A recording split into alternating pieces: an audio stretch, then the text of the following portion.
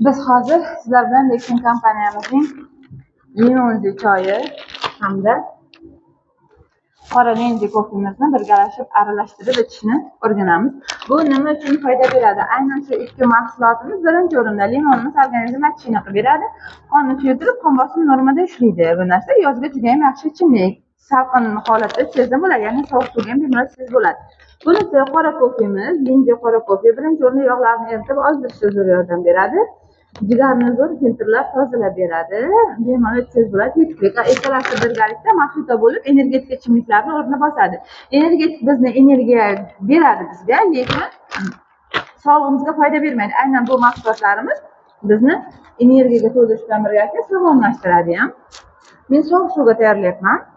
Bir bokal suvga yarimta qora kofeni solaman, butun solmayman.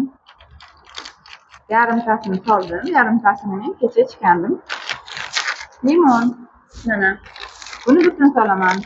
Aynan shu limon choyimizni birgalikda aralashtiramiz. Ikkala mahsulotimiz ham sovuq suvga eriydi. Solamiz, aralashtiramiz. Tabiiy mahsulot, bemalol boyada energetik hid sezib bo'ladi. Organizmga hech qanday zarari yo'q.